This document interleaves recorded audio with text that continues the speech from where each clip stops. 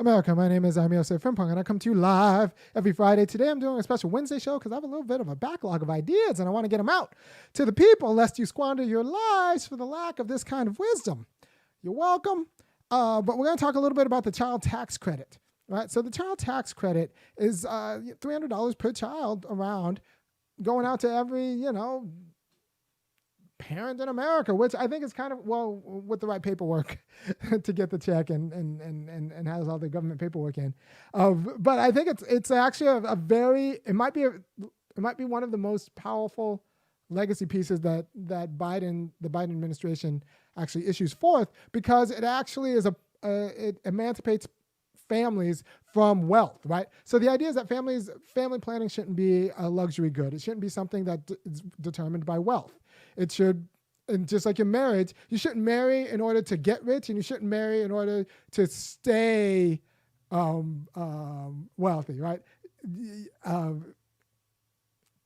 Right. So that's that. If marriage is tied to wealth, that's kind of not a free institution of freedom. It's tied to something else, right? And the same with kids. You shouldn't, if you're struggling, you shouldn't struggle more for having kids, because that means some sort of financial problem, your civil freedom is starting to screw up your family planning, which is going to be a different sort of sphere of right.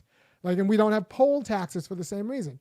Your ability to vote, and your ability to participate in politics in general shouldn't be dependent upon how much wealth you have, right? These are different autonomous spheres of right, right? They could be modified to account for each other, but one shouldn't be dependent upon each other or reduced to the other. Right now, your civil rights, this will actually free up families and free up the person who's participating in society. Especially, so your civil rights are now curtailed when you have kids, because your job prospects change and everything kind of change, and all of that should just not be the case. So we should have, universal child care should be in the books, and also these stipends. And there's a great book called Democracy Unchained by Richard Dean Winfield. And on page 95, he actually makes the case that pretty much we need to give every family $900 per month per kid, because that's how much it costs. There's a report that comes out of the Department of Agriculture. I'll put the report in the description about how that's pretty much what it costs to raise a middle class kid, $900 a month, and especially if you adjust for public schools and universal childcare, it's still $900 on top of that. So lessons are expensive. My kid takes violin lessons, my other kid takes cello lessons, and just keeping them active and engaged and culturally robust is expensive. By the way, if you support that, go ahead and go to www.funkyacademic.com and kick in $5, $15, and $50 a month, because I try to give a service here, lest you squander your life or get confused about your aspirations, both political, social, or family. And I want you to read and study and talk so that you don't make the same mistakes that all your friends are making. And those people who have been with me for the last few years are probably the most interesting people in their friend circles. So you're all welcome. But in order to help me do what I do so that you can continue to do what you do better, go ahead and kick in $5, $15, and $50 a month over at thefunkyacademic.com. So what I want to tell you is that the child tax credit emancipates family planning from wealth. You should not get married for wealth. You should not stay married because of money. You should not, it's same with how many kids you have. I can be talked through arguments about why we should limit something like this to, 4 kids or 3 kids. But for the most part, I think your family planning should be up to how you want to organize your life, not necessarily wealth, right? So there is that, right? And we also have a vested interest in everybody's kids being good and well taken care of. So child poverty isn't just good for the child, and it's not just good for the parents, it's good for the people who that child might steal from if they grow up in depraved conditions, right? I want every kid in my kid's classroom to come from to not be in want, because that makes my kids' learning environment better.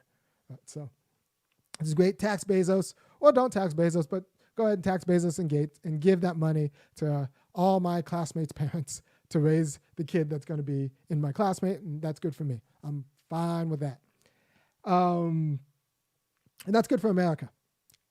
So we want to decouple wealth, which has a proper place in civil society and market-based civil society, from families and how you organize your family. And I think that's very important. And this is a huge move. It's a leap for freedom. And I want people to talk about this as a leap for freedom, this as a decoupling. Because make no mistake, and I think this is especially important because we're just coming out of this pandemic where like an entire class of women were just mass demoted because they were like forced by circumstances to stay home and Zoom school their kid or homeschool their kid. Or like, so we have to talk about how people shouldn't be punished for having kids, just in general. It's the big decision, and this specific policy is one more specific way in which you don't punish people for having kids. Now, you can hire someone to help your kid through Zoom school while you work, right? So this is, I don't know, in general, this is good. I support it. This is any sort of policies that will emancipate the sphere of family from wealth in civil society is good. Just like we are anti-poll tax.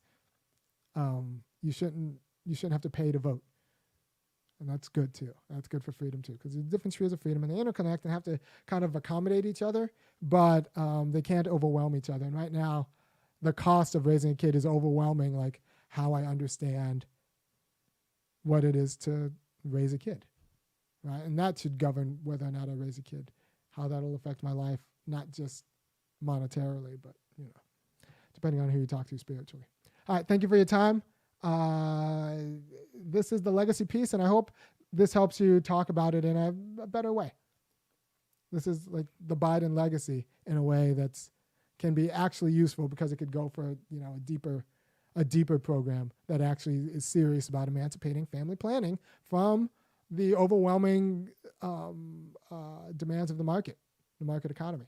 Because I don't want to get rid of the market economy. I also don't want the market economy to kind of metastasize and cannibalize what we think about as in terms of like how we plan our families. All right. Thank you for your time. Peace.